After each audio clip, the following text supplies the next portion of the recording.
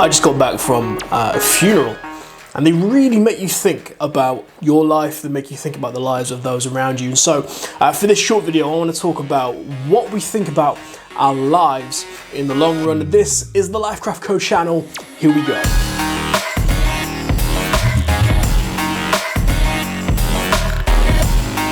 I just got back from my first funeral from lockdown, and very unusual because it's restricted numbers, and so things are done in a different way.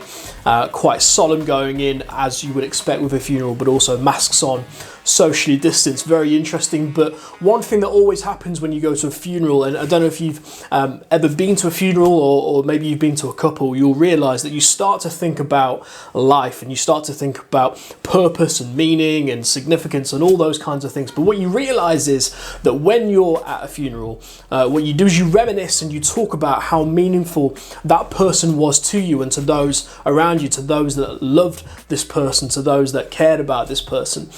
And so I remember being at my dad's funeral, and a similar experience. You recall all of these memories, and what you don't do is you don't recall the times that were spent working or progressing or making an effort to get ahead in life. What you talk about is those meaningful moments. You talk about times when you had fun together, times that you went on holiday, times that you spent which were quality and significant to your relationship with that person. And so that's the same for you and I, that when we get to the end of our life, when we reach our funeral, whatever that might look like, we'll be having people around us who meant something to us, who were significant to us in some way, or we were significant to them. And the question you and I have got to ask ourselves is, how meaningful is our lives to those around us? Like, not just about how we're progressing in life, not just how we're surviving or we're thriving, but how meaningful are we to our loved ones? How meaningful are we to those around us? What if you measured your life in a different way? What if you measured your life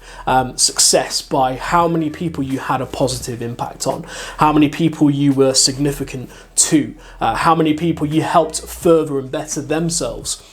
My encouragement simply is this: don't live for yourself, live for other people. That when I get to the end of my funeral, I want to be surrounded by people who I had a positive impact on, who will miss me when I'm gone, who won't be indifferent when I'm gone, but I added something of value to their lives. And so that's really the challenge for this week. Start thinking about your life in those terms. Start measuring everything in your lives. Like, how much quality time are you putting into the people around you?